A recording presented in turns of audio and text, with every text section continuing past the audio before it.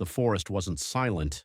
It screamed quietly, every frozen branch cracking like bone, every gust of wind carrying the distant thunder of German artillery. Easy Company lay buried in snow and mud, scattered among shattered trees, breath fogging through clenched teeth. No fires, no movement, no comfort, just cold. A cold so deep it felt like it was chewing on the soul. The first shells landed before sunrise, turning the frozen soil into knives of dirt and ice. Men ducked instinctively, hugging the ground, praying nothing bigger followed. But nothing ever stopped. Bastogne had become a drum the Germans beat on day and night, trying to crush what was left of the 101st. Private Malarkey looked at his numb hands. "Sir, we can't hold if they keep hitting us like this." Winters didn't look at him. Instead, he listened, really listened, to the rhythm of the blasts. "They're trying to scare us," he murmured. "If they could break us with shells, they'd already be here." Another explosion shook the forest. Snow rained from the branches like flowers sifted from heaven. Hayes, one of the medics, crawled beside a tree, wrapping a torn blanket around a shivering soldier. "I'm running out of morphine, sir," he whispered. "Men are freezing faster than they're bleeding." Winters nodded, jaw tightening. "Keep them warm. Keep them alive. Reinforcements will come." But even he didn't sound convinced. The men were starving. Their boots were soaked through. Ammunition was low. Supplies were cut off. And the forest, the cursed Ardennes, swallowed sound and hope with equal appetite. A distant whistle cut through the cold morning.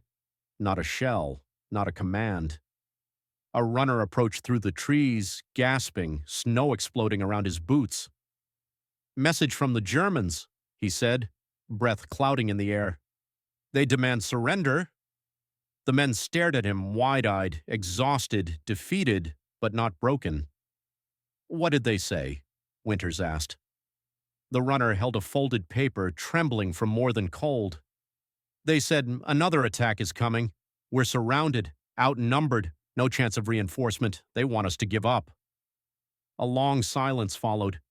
Men exchanged glances, fear, doubt, pain, but beneath it all, something else, something harder. Winters looked at them, then at the forest, then back at the message. Finally he exhaled, a small cloud drifting into the icy air, and said, "Let them attack. We're not going anywhere." But the men felt it, the weight of the woods, the enemy trenches tightening around them, the sky itself pressing down.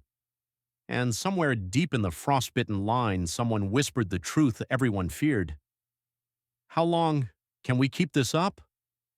A shell answered for them, slamming into the treetops, showering them with splinters. Winters steadied himself, breath shaking. "Dig deeper. Watch the tree line. Nobody breaks. Not today." Easy Company shifted, tightened their grips, lowered their helmets. The forest roared again, and Bastogne waited for them to survive one more hour, one more shell, one more breath. The morning dragged itself across the forest like a wounded animal. Light didn't rise. It merely leaked through the branches in pale streaks, revealing how broken the world around them had become. Trees snapped from artillery hung like crooked crosses. Foxholes were nothing but shallow graves men climbed in and out of. The snow was stained with soot and frozen blood. Luce pressed his hands under his armpits, teeth chattering so hard he thought they'd crack. "If this cold doesn't kill me, the shells will," he muttered. "Quit whining," Lipton said gently. "Cold means you're alive." Another distant boom rolled across the forest. The men ducked automatically. Winters moved through the line, checking each position, keeping his voice calm even when his boots sank into snow so deep it swallowed sound. "Keep spacing. Keep low. Watch the trees. They hide snipers." A single crack split the air. A man slumped in the foxhole behind Winters, helmet rolling off into the snow. "Sniper!" someone shouted. The forest fell dead still. Winters pulled the fallen man into cover, breath sharp and furious. Stay down! Don't silhouette yourselves against the snow! The men obeyed instantly, flattening into the earth, eyes darting across branches stripped bare by winter. The sniper did not fire again. He didn't need to. His message was delivered. Even the forest hunted them now. In the shallow medic post, Rowe tightened a makeshift bandage around a trembling soldier's arm. His supplies were nearly gone. Even the bandages were just torn shirts now. He wrapped them anyway. "You're gonna be fine," Rowe whispered. The soldier nodded weakly. "Doc, are we really surrounded?" Rowe didn't lie. "Yeah." "Are we gonna make it?" Rowe looked toward the tree line where thin trails of smoke rose from hidden German guns. "If we stick together, we might." Might. It was the only truth left. A cold wind swept over the ridge, carrying the unmistakable rumble of armored engines, heavy ones, getting closer. "Tank tracks," Lipton said, listening carefully. "Panthers, maybe." Luz swallowed. "We don't have anything to stop those." Winters heard it too. He stared into the trees, steel in his eyes. "They won't roll through us if they can't find us. Stay buried. Let them come." The men sank deeper into their holes, clutching rifles with frozen fingers. Every heartbeat felt like it echoed in the snow. Then, a faint crunching sound, branches breaking, low metallic groans, a German patrol. The shapes emerged slowly through the mist, dark silhouettes moving in disciplined lines, rifles ready, scanning the forest. Winters raised his hand. "Wait." The patrol crept closer, 20 meters, 15, 10. Winters whispered, barely audible, "Hold!" The men trembled, not from fear, but from the cold crushing into their bones. A sneeze, a cough, a twitch could give them away. Lipton closed his eyes, steadying his breath. The Germans passed so close Luz could smell the cigarette smoke clinging to their uniforms. One German paused, sniffed the air, listening. Winter's hand tightened around his rifle, but the soldier moved on. The patrol disappeared into the trees. The forest exhaled. Lipton whispered, "Sir, they don't know how close they were." Winters scanned his men, pale, shaking, starving, exhausted beyond reason, but still there, still fighting.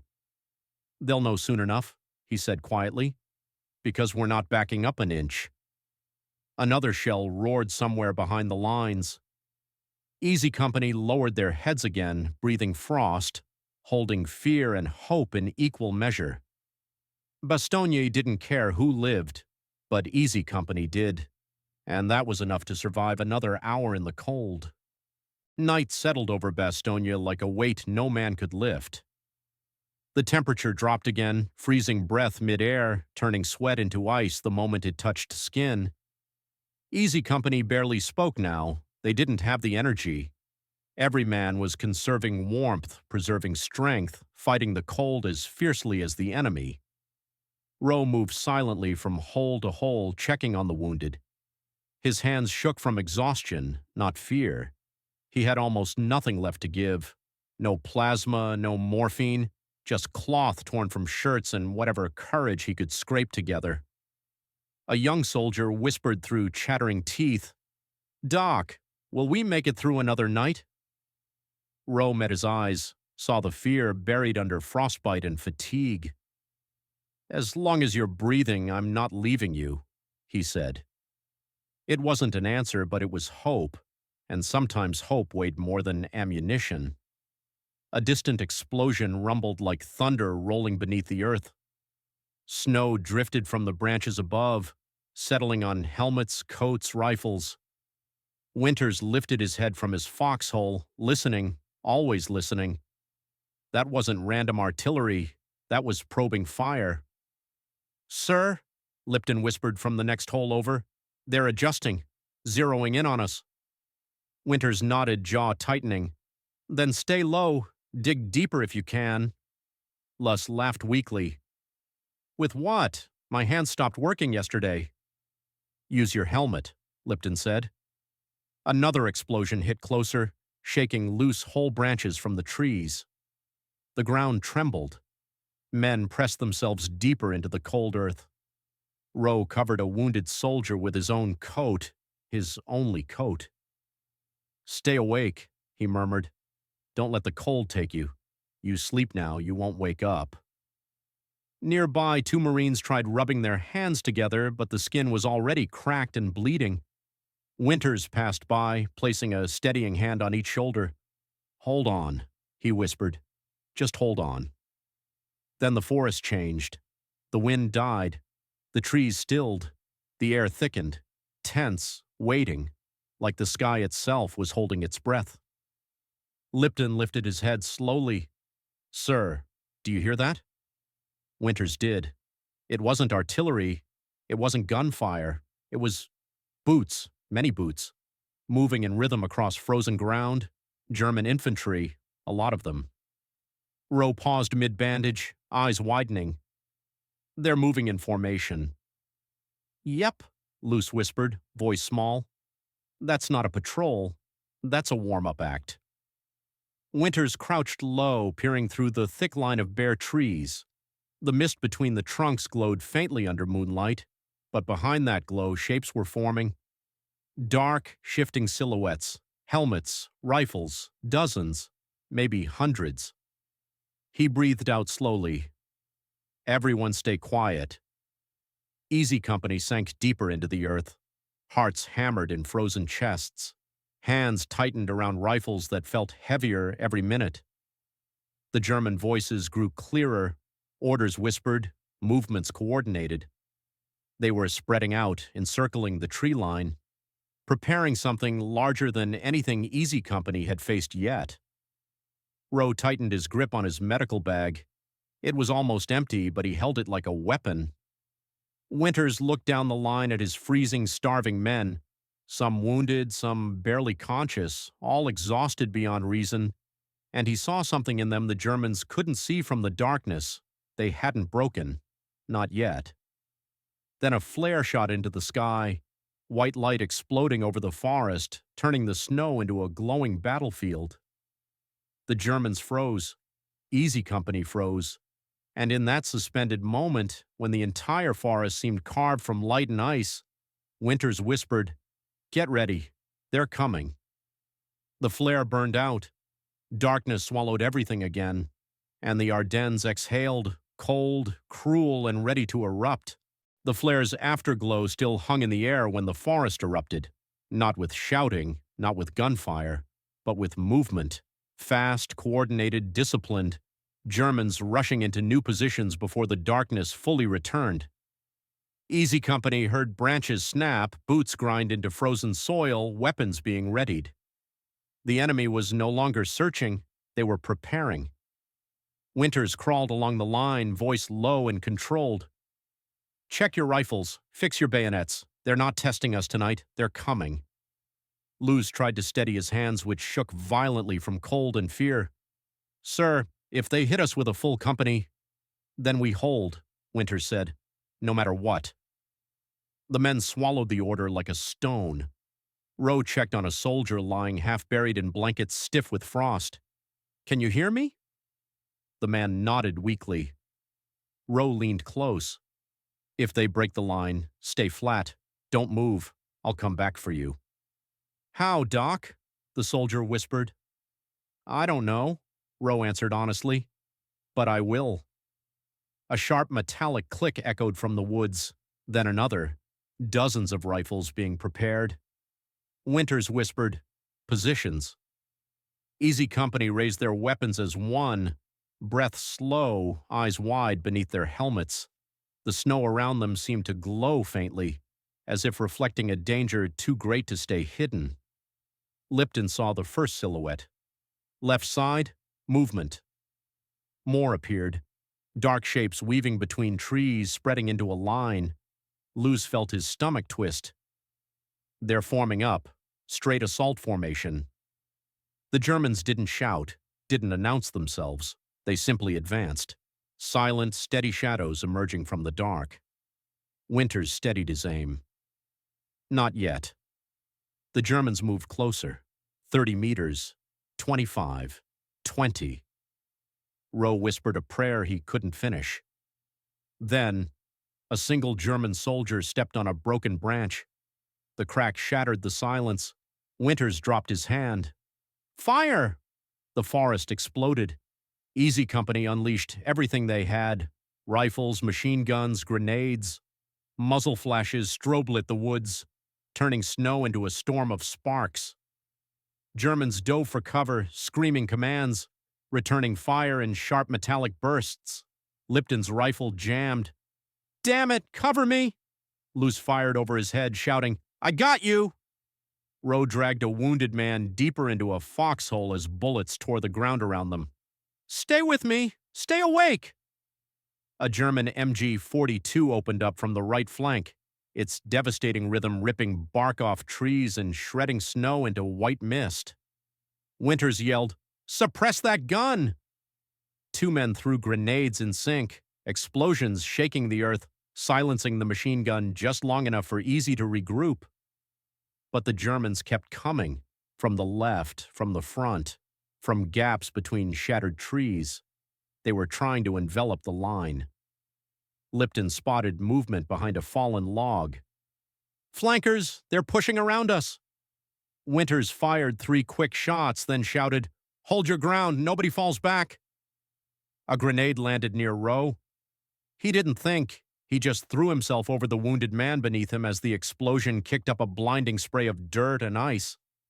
His ears rang, his vision blurred. But he lifted his head anyway. The line was shrinking. Men were yelling for ammo. Snow was stained black and red.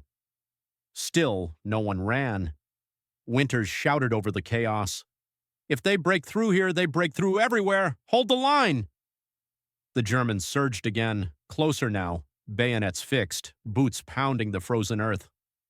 Rowe ripped a rifle from a fallen man and fired blindly to keep them back. "Not today!" he screamed into the night. Lipton reloaded with numb fingers.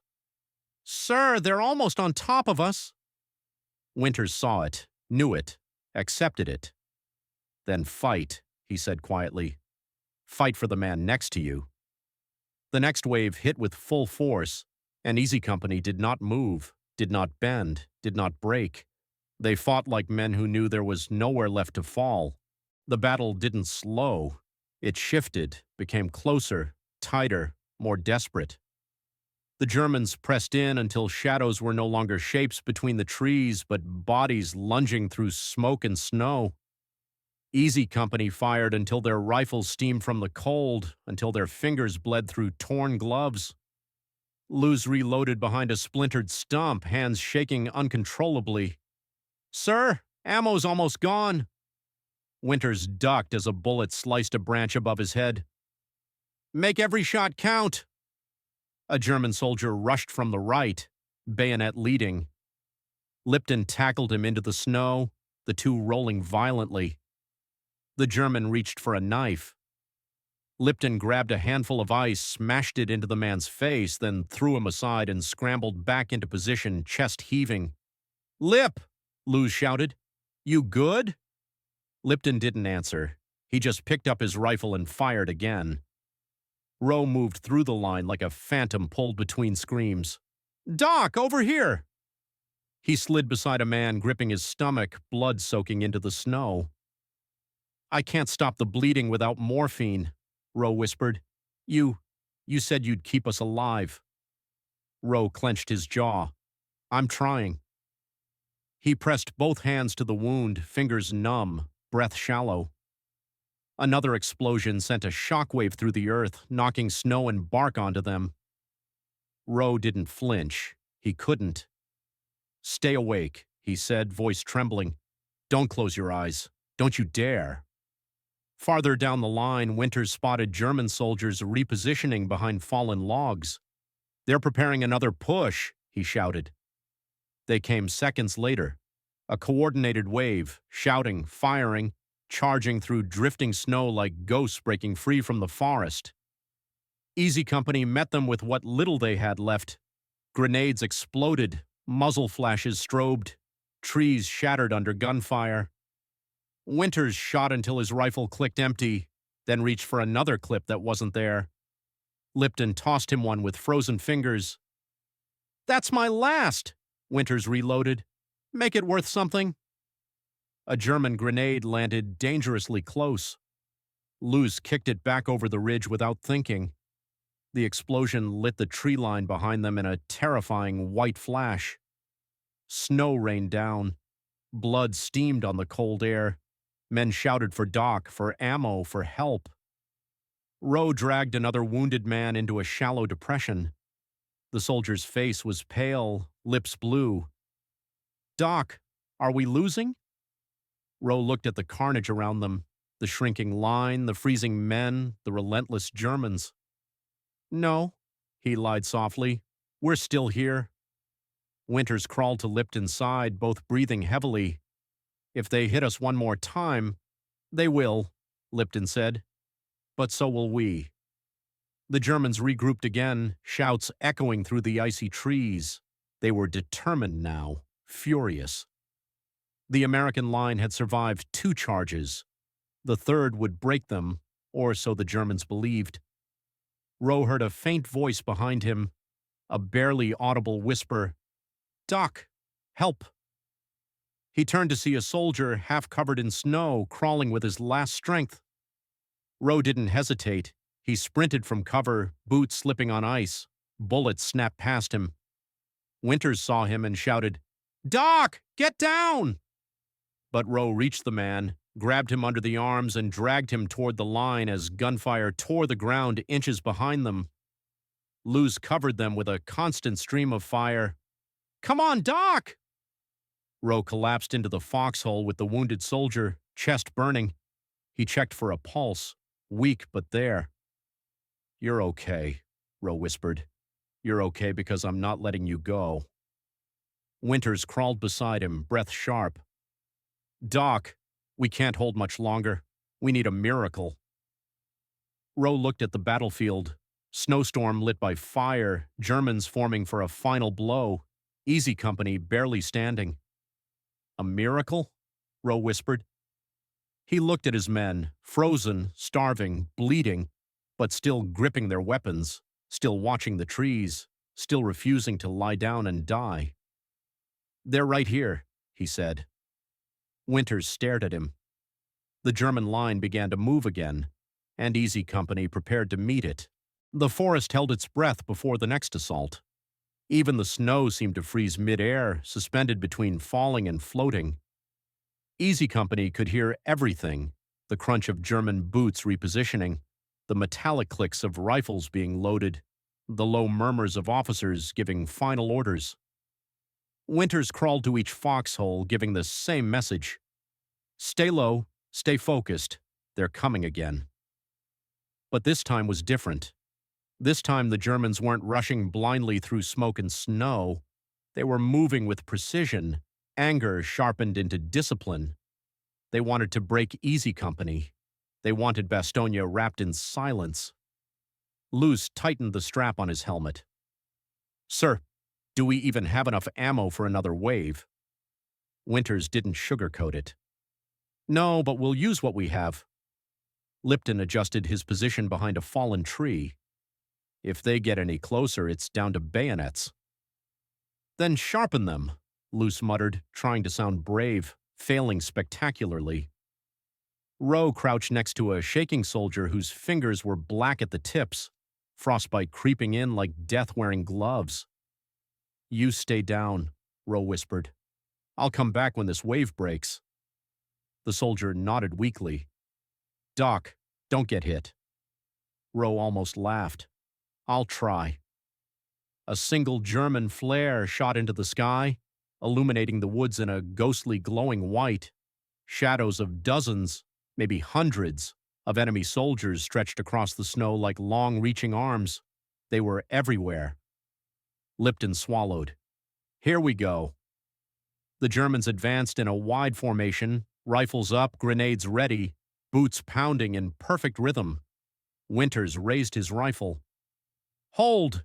The forest trembled. "Hold!" The first German soldier broke into a sprint. Now! Easy Company fired. Rifles flashed in violent strobe bursts. Germans dove for whatever cover the forest offered. Snow erupted into clouds as bullets tore into frozen ground. Winter's gunfire rang clear and controlled. Lipton fired until his barrel smoked in the cold air. Luz emptied a clip, slammed in another, shouting to keep himself conscious and warm. "Left flank moving!" someone yelled. Rowe peeked up from his foxhole just in time to see 3 Germans rushing toward a gap in the line. "Winters, they're breaching!" Winters rolled over the snow, repositioned, fired 3 shots that cracked through the cold. 2 Germans fell. The third dropped behind a stump, firing wildly. Lipton lunged forward, tackled the attacker, the 2 wrestling violently in the snow. Lipton slammed the butt of his rifle into the German's helmet. Silence followed, ugly, final. Rowe grabbed Lipton by the collar, dragging him back into cover just as bullets rained on their position. "Lip, stay alive." Lipton nodded, breath shaking. "I'm trying, Doc." A massive explosion shook the forest, artillery, landing far too close. Trees snapped and crashed like giants falling. A shower of splinters rained onto the line. Luz screamed as a shard ripped into his arm. Rowe rushed to him. "Let me see." "No time," Luz shouted, raising his rifle with his good hand. "Patch me later." The German advance slowed for a moment, not broken, just adjusting. They were preparing for a push even closer, even tighter. Winters saw it. He felt it. The line wouldn't hold another direct rush. "Lipton!" Winters called. "Pull 2 men right. Reinforce the gap." Lipton moved instantly, dragging 2 frozen, exhausted soldiers with him. They slid into new positions, rifles aimed at the shifting shadows.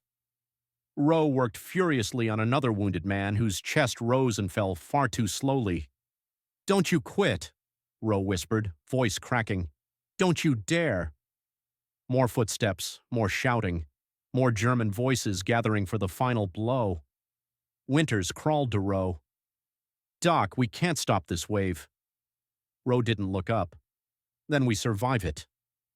Winters stared at his men, bleeding, freezing, shaking, but still gripping their rifles, still refusing to run, still refusing to surrender. The forest thundered again as the Germans charged in unison, bayonets forward, a wall of bodies in fury. Easy Company braced. No one ran, no one bowed, no one broke. They simply fought. Because there was nowhere to fall, and nowhere they'd rather stand. The third wave hit like a hammer. Branches snapped under rushing boots. Snow exploded under grenades. German voices rose in a fierce, desperate chorus as they pushed forward with everything they had left. They wanted the line. They needed the line. And Easy Company was the wall they couldn't move. Winters stood tall for 1 second, just long enough to signal the men. "Fall back 10 feet, reform the line!" They scrambled, sliding through snow and shattered wood, repositioning behind a thicker cluster of fallen trees. The shift saved their lives. Bullets slammed into their old positions like a storm of steel. Lipton threw himself behind a log, ice scraping his face. "Sir, ammo's down to scraps." "Then aim better," Winters shouted back, firing another controlled burst. Luz fired one-handed, blood dripping from his injured arm, muzzle flashing in rapid bursts. "Doc, this better be worth bleeding for." Rowe was already moving, dragging a wounded man through snow that had turned pink around them. His breath came out in ragged clouds. "Stay with me. Stay conscious." I can't feel my legs." "Good," Rowe said. "Less to worry about." Another explosion sent a shockwave through the woods. Snow fell in thick sheets, mixing with smoke until the battlefield looked like a white hell. The Germans pressed again. Their silhouettes emerged through the fog, closer, angrier, more frantic. The MG-42 roared from the left, stitching the trees with a line of bullets. Chips of wood stung Rowe's face as he covered the wounded man with his body. Winters shouted, "Suppress that gun!" No one had grenades left. Lipton raised his rifle, aimed, squeezed the trigger. Click. Empty. He cursed under his breath and reached for another clip, but he knew there wasn't one. Winters crawled over, grabbed Lipton's shoulder. "Take mine." "Sir, you need—" "Take it." Lipton reloaded instantly, popped up and fired a perfect burst that forced the German gunner back into cover. Not dead, just delayed. Sometimes that was all they could ask for. Rowe looked up from the wounded man as Winters passed. "Sir, if they close the distance, I can't move the injured." Winters nodded grimly. No one's moving anyway if they break through. And then they heard it. A low grinding sound. Metal, heavy, rolling. Luce's eyes widened. "That's a tank. That's got to be a tank." A dark shape emerged through the snowstorm, its silhouette unmistakable. A German tank moved between the trees like a beast waking from hibernation, turrets swinging slowly toward the American line. Lipton whispered, "This is it." Rowe's chest tightened. They had no bazooka, no anti-tank rounds, nothing. Winters shouted, "Spread out! Spread out!" The tank fired. The explosion shook the ridge, throwing men to the ground, ripping branches from trees, filling the air with fire and ice. Rowe's ears rang as he crawled over two bodies, one breathing, one not. He found Luce half buried in snow. "Can you move?" Luce coughed, spitting red. "Doc, if I say no, will you carry me?" "I'll drag you by your helmet if I have to." Another shell smashed into the right flank, showering them with dirt. Men screamed, some in fear, some in pain, some in prayers they didn't remember knowing. Winters crawled through the chaos, pulling men back into coherent positions. "Hold this line! I don't care if you have one bullet or none!" The Germans advanced behind the tank, using its shadow like a mobile wall. Their boots pounded through the snow, closer and closer. Lipton found 2 bullets in the bottom of his pouch. He loaded them with shaking hands. "Winters, they're almost here." Rowe grabbed a rifle from the ground, not even sure if it had ammo. His voice cracked as he shouted over the storm, "Don't let them through!" The Germans broke into a run. Bayonets gleamed. Easy Company braced for hand-to-hand. Winters climbed to his knees, eyes blazing. "For the line! For the man next to you!" And then, a sound cut through the battlefield. Distant at first, low, growing. Engines, American engines. Cooper screamed it before anyone else could. "Those are our boys!" Rowe froze, tears burning in cold eyes. Luce's jaw dropped. Lipton almost laughed out loud. Through the trees, simultaneously impossible and perfect, Sherman tanks burst into view, snow erupting under their tracks. The German advance faltered. Winters stood taller, breath shaking. Reinforcements had arrived, and for the first time in days, the men of Easy Company felt something warm beneath the cold. Hope. The Shermans roared through the trees like salvation forged in steel. Their engines drowned out the German shouts. Their treads crushed frozen roots and fallen branches, snow spraying in violent arcs as they pushed forward.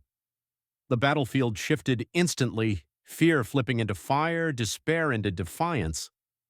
Lipton stared in disbelief. "I thought they said no reinforcements were coming." Winters didn't look away from the tanks. They came anyway. The lead Sherman opened fire, its cannon blast flattening the snow around it. The German tank jerked backward as the shell struck, smoke belching from its turret. A second shot followed, ripping through the armor. Flames burst upward, orange against the white forest. The German infantry hesitated, just long enough for Easy Company to rise from the snow like ghosts resurrected. "Forward!" Winters shouted. "Push them back!" The men surged with every ounce of strength left in their battered bodies. Luz fired one-handed, adrenaline overriding pain. Lipton charged from cover to cover, rifle snapping with sharp, controlled bursts. Even Rowe fired as he ran, clearing a path toward fallen men he'd sworn to protect. The German line buckled. The tank's destruction had fractured their assault. The sudden arrival of American armor splintered it completely. Soldiers scrambled back into the trees, dragging wounded, shouting in panicked bursts that didn't sound like the confident voices from earlier waves. Rowe reached a man half buried in snow, his face pale, eyes fluttering. "Stay with me," he shouted, lifting him in his arms. "You're not dying now, not when help is right here." Winters covered him, firing at German stragglers retreating into the deeper woods. "Keep moving, Doc." The Shermans advanced methodically, guns pounding again and again, shells echoing through the forest like thunder tearing apart the sky. They weren't just saving Easy Company, they were erasing the German momentum entirely. Lipton slid behind a tree, chest heaving. "Sir, I think they're pulling back." Winters scanned the tree line carefully. "They are. They know they've lost the breakthrough." A final cannon blast shattered a bunker hidden between the pines. The flames lit the snow like sunrise, even though the real sun was still buried behind clouds. The forest grew quiet again, not the ominous quiet from before, but the kind that follows a storm. The kind where men realize they're still breathing, still alive. Lipton looked at Luz, who grinned weakly despite the blood on his sleeve. "We're not dead. How the hell are we not dead?" "Don't question miracles," Luz muttered. Rowe carried the last wounded man into a safer hollow, his arms trembling. He collapsed to his knees, panting. His coat was torn, his hands raw and cracked, but he smiled, small, tired, real. Winters approached, crouching beside him. "Doc, your men are alive because of you." Rowe shook his head softly. "No, sir. They're alive because they refuse to die." Snow drifted quietly. Smoke curled upward in thin ribbons. The Shermans idled in a protective line, engines humming warm in the freezing air. For the first time in days, the men felt heat, not enough to melt the cold in their bones, but enough to remind them they were human. Lipton walked through the positions, checking on every man. "You hear that?" he said. "What?" Luz asked. "There's no artillery, no shells, no machine gun fire." Luz blinked. "Is that silence? Actual silence?" For a moment, it didn't feel real. Winters stood tall among the shattered trees, his voice carried just far enough for those nearest to hear. "We held," he said. "Against everything they threw, we held Bastogne." No cheering followed, no celebration, just quiet breaths, tears hidden behind frost, hands gripping rifles not out of fear but gratitude. Easy Company didn't win anything that morning. They simply survived what was meant to destroy them. And sometimes, that's the only victory a man needs. The silence after battle was almost worse than the gunfire. It wasn't peaceful, it wasn't calming. It was the kind of silence where men finally felt the pain they'd been ignoring. Frostbitten fingers, numb feet, ribs bruised from concussions, hearts racing long after danger had passed. Easy Company didn't move at first. They stayed in their foxholes, gripping rifles, eyes fixed on a tree line that had tried to kill them for days. It felt wrong to breathe easy, wrong to trust quiet. Lipton finally broke the stillness. "Sir, is it over?" Winters didn't answer immediately. He scanned the woods, every branch, every drift of smoke, every shadow. Then he exhaled slowly. "For now," he said. "Not forever." Men nodded. They understood.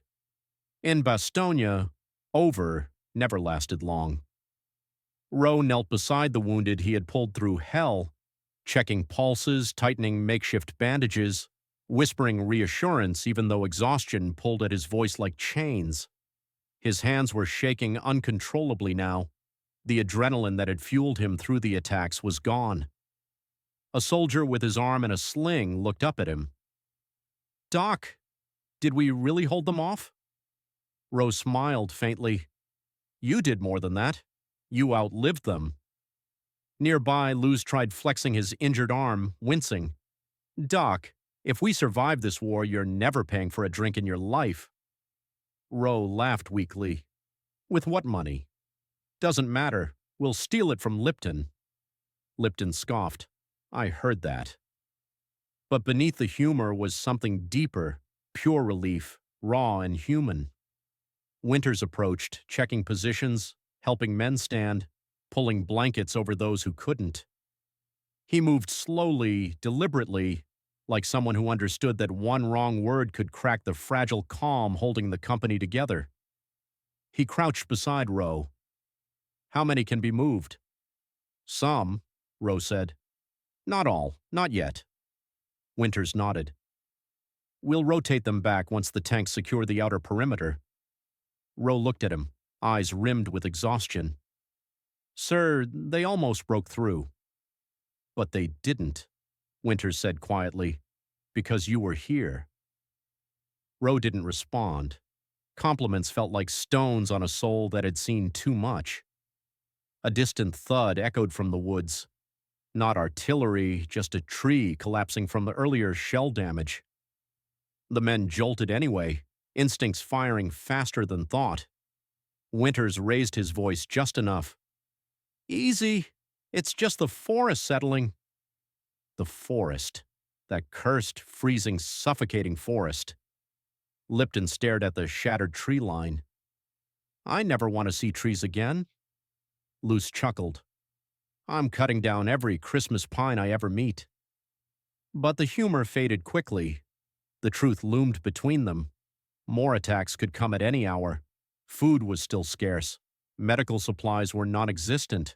Warmth was a luxury none of them remembered. And then the wind shifted, softly, gently, carrying with it a sound none of them expected. Church bells, distant, faint, but real. Lipton frowned. Is that from the town? Winters stood listening closely. The sound traveled in waves across the snow, fragile but unmistakable. Yes, he said. Bastogne is still standing. Rose sank into the snow, overwhelmed by the simple reality. They had held long enough for reinforcements to break through the German grip around the town. Luce wiped his eyes with his good hand. So we didn't freeze for nothing. No, Winters said softly. You froze for each other. The men looked around, at faces caked with soot, at blankets stiff with frost, at hands trembling from trauma and cold, and they understood. They hadn't survived because they were strongest, or fastest, or best equipped. They survived because they refused to let go of the man beside them. As the bells faded, Winters took a long breath. Rest while you can. When the next order comes, we move. Lipton nodded. Where to? Winters looked out across the snow-covered battlefield, where smoke still curled like ghosts mourning their dead. Forward, he said. Always forward. And easy company, broken, frozen, bleeding, prepared for whatever came next. The sun rose slowly over Bastogne, pale and fragile, as if afraid to shine on a place that had endured so much darkness. It spilled gold over the treetops, catching the drifting smoke, lighting the shattered forest in soft, trembling light. For a moment, just a moment, Easy Company could feel the warmth on their faces, not enough to melt the cold in their bones, but enough to remind them they were still alive. Winters stood at the edge of the line, hands clasped behind his back, staring toward the distant roads now guarded by American tanks. Reinforcements were spreading out, pushing the Germans farther into the woods. The siege was broken. Bastogne would stand. Lipton approached quietly. Sir, the men are waking up. Some can barely move. Let them rest, Winters said. They've earned a lifetime of it. Rose sat against a stump, boots buried in snow, checking on the wounded with movements slow from exhaustion. His eyelids drooped between each patient. He hadn't slept in over 2 days. But every time someone groaned, every time someone whispered his name, he pushed himself up again. A soldier with a bandaged chest looked at him. "Doc, you look worse than we do." Rose smiled weakly. "I've seen myself. You're not wrong." Luz limped over, arm wrapped in a sling. "Sir, when we get out of here, I'm not complaining about anything ever again. Not the food, not the cold, not the lack of showers, nothing." Winters raised an eyebrow. "I'll believe that when I hear it." Lipton chuckled. "Give him an hour." But beneath the laughter was something heavier, a silent understanding that they had seen the edge and somehow, impossibly, stepped back from it. A jeep rolled into view, tires crunching over snow, carrying crates of long-awaited supplies, food, ammunition, blankets, medical kits. The men stared as if seeing treasure. A private nearly cried when he held a fresh pair of socks. Rowe tore open a medical crate with trembling fingers. Bandages, sulfa powder, morphine, real tools again. He held them like sacred objects. Winters placed a hand on his shoulder. "You kept men alive with nothing. What you do with supplies will be a miracle." Rowe swallowed hard. "I just need them to feel warm again." In the distance, artillery thundered, but far away now, pushed back by armored divisions. The battle for Bastogne was shifting, turning from survival into advancement. Lipton looked at Winters. "Sir, what happens next?" Winters watched the tanks fanning out, snow spraying behind them. "Next, we move to relieve the rest of the perimeter. The war doesn't pause because we're tired." "But the men—" "I know," Winters said softly. "I know." He turned to see his company, bandaged, bruised, limping, shivering, but standing. Standing because they refused anything else. He cleared his throat. "Easy, company." Every man who could stand did. Every man who couldn't leaned on someone who could. "You held the line," Winters said.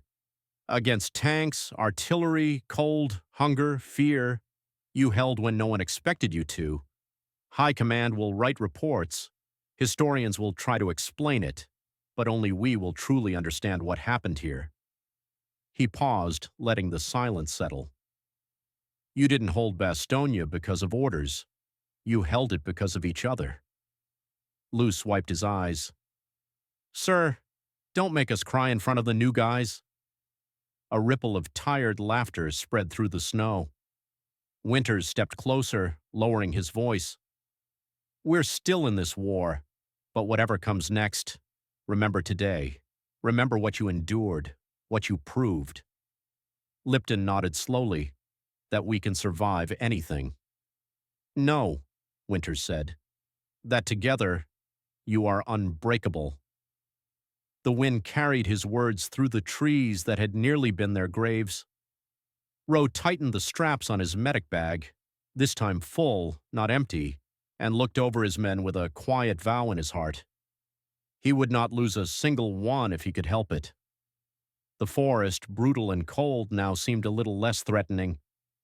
The sun rose a little higher, and for the first time since the siege began, Easy Company marched forward, not retreating, not hiding, not breaking, but advancing toward whatever waited beyond the snow, together, always together.